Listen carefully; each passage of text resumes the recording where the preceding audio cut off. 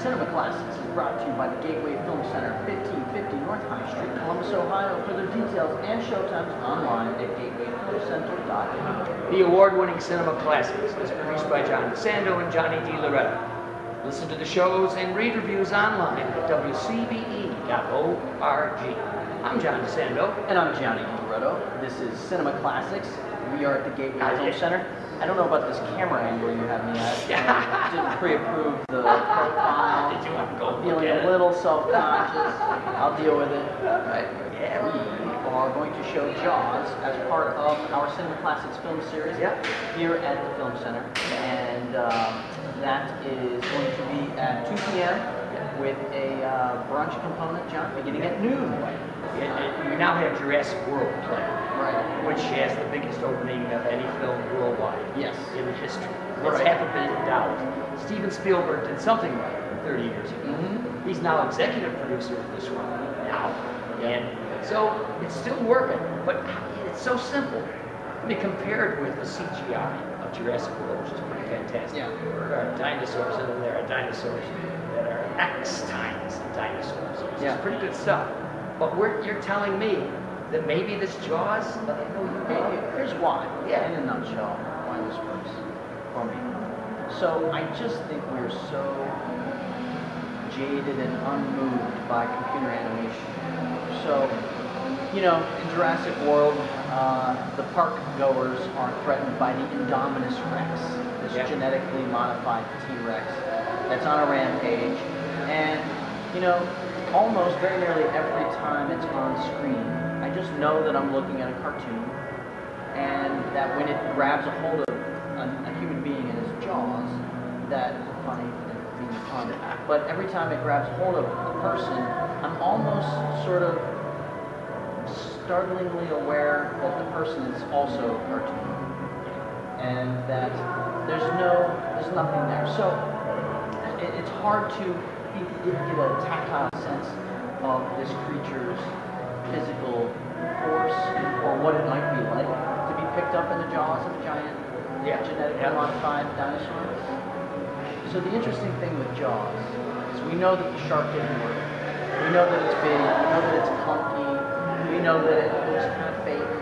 one of the great happenstances of filmmaking, Spielberg was very frustrated by it. Well, the fact that he couldn't show it all the time because it didn't work adds a layer of suspense to the movie that might not have otherwise been there. That's not what I'm talking about. I'm talking about the actual physical shark. Yes, it looks big, but it is there. It is physically there, moving through the water. And when Robert Shaw falls into its gaping maw and is torn apart on the hull of that boat, you feel it. You feel those teeth piercing through his abdomen. You feel the pain. I mean, he's acting. It's brilliant. His death scene is excruciating. It's long. It's hard to watch. You feel as helpless as Brody does to help him. And yet, the death kind of resonates because you're looking at something real that physically existed in space and time. And, you know, there's something to be said for those physicalities, even if they look a little false. Well, yeah, there's so many teeth there now. Yeah. There's got to be something about teeth. Also, something Spielberg has a fascination with death, don't you think? And when family, of course, it's his family here, this family, Jurassic World. But also, I begin to think, and there are others who think so, that he has a fascination with death. At least, as you and I might do with our children, preparing them for, in some way or another, trying to insulate them from, but still be aware of death, which is personified by these animals whom we can't control. See, this is interesting. This is part of, I heard Spielberg, poking around for some Jaws material. One of the first victims, I think it's the second victim, maybe the third, count the dog. But the second victim, the kid, and he's floating on the raft, and the scene is brilliantly orchestrated. And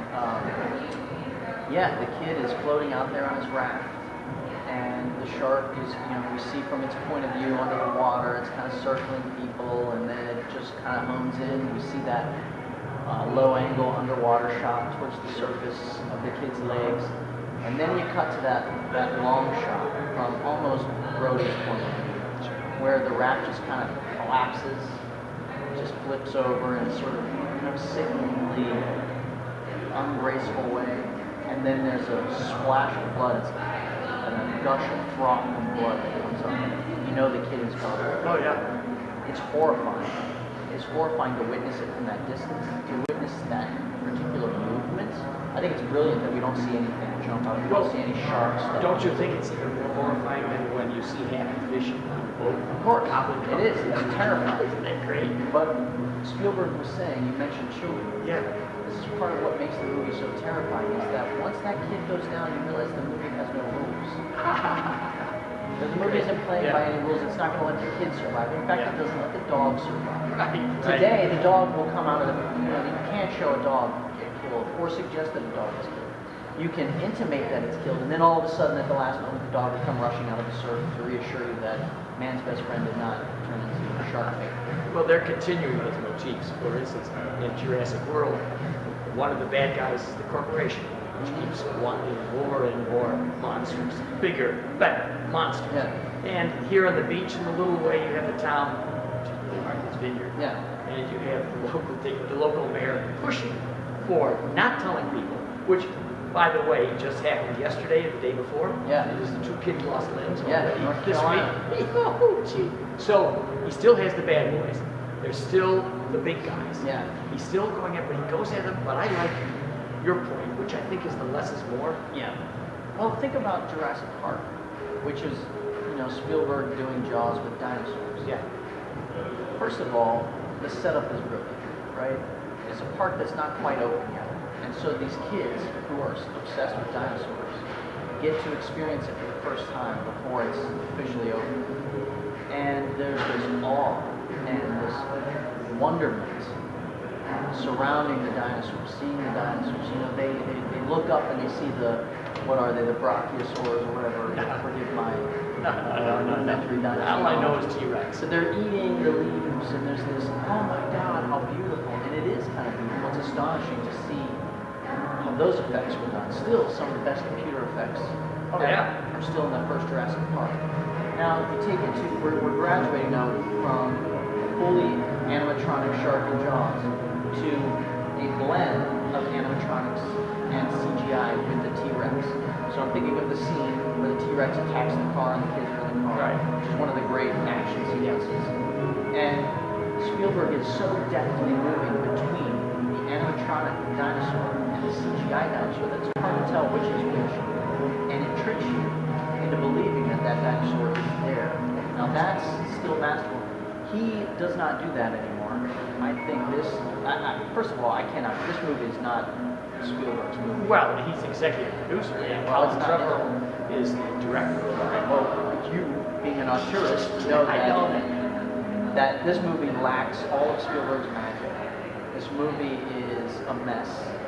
It is a loud, boisterous, magicless exercise in spectacle. Now, one of the things I know you value, one of the things it misses is the true characterization that you get. You have very little Jaws. Characters who develop. Oh, right. And Jurassic World is more CGI. It is much less. All CGI. Yeah, it is. I wouldn't be surprised to learn all those actors.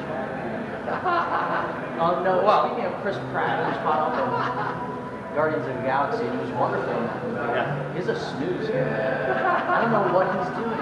He's trying, it seems to me that he could have certainly, amped up the Star-Lord type charm here. He's not Brody. Right, he's not Brody. He's not even the guy, the Australian hunter from Jurassic Park. He's just, I don't know, going through the motions here. Well, I'm not sure.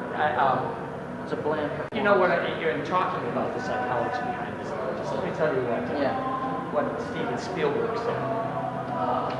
And it's just to give you, I love to get behind what is it that he knows. Besides the things we've talked about, family, kids, danger, death. Here's what he says. I think every film I make that puts characters in jeopardy is me purging my own fears, sadly, only to engage with them shortly after the release of the picture. I'll never make enough films to purge them. I love it. You know, he understands himself. Yes. And I think you're right. And this film, I do feel his presence. I mean, there are so many things, even down to small points like when the big fish eats the white shark. Oh, well, that was a clever deal. Yeah, I don't feel Spielberg here at all. I mean, I feel it maybe showing up on the set to make sure that it comes off, but I don't feel him there at all. There's some suspense, not half as much as Jones. There is some twisting. There's some twisting of the way things happen, which you might not have thought would happen, except that we're so used to these. We can pretty much write the script ourselves. It has to be the visuals. It has to be the monsters. It really overwhelms, and they do. Okay, here's a moment that I thought Spielberg would have done something interesting. Remember when the pterodactyls started attacking the crowd? They're running, and the pterodactyls are coming down and picking people up. Another reference, of course, to Hitchcock. Oh yeah, to the birds. Yeah. Right. So there's this scene where this giant pterodactyl is coming down towards the kids, you know, the central figures in the cast. It's coming down and one of the characters shoots it. So it's crashing. It crashes and it's skidding across the floor and the kids are running away from it and this sharp beak is approaching them and stops just a few inches from the kids. That all happened in such a perfunctory manner without any sort of orchestration of tension or suspense. Spielberg would have dragged that moment out just at the right moments, the right points. He would have given it enough peaks so that you would have anticipated maybe them getting skewered, but then he would have made some sort of visual joke with it, some kind of, I don't know, I just felt like, wow, here was a Spielberg moment that was lost on this younger director. Johnny, we could go on forever, Yes. but we can't. We haven't already? Yes. I just took a call and said, will you guys please shut up? So anyway, tell me again, Jaws right here. Yeah. Jaws right here on July 5th. That's Sunday, July 5th at 2 p.m. And join us for brunch at noon. Cinema Classic Series at Gateway Film Center.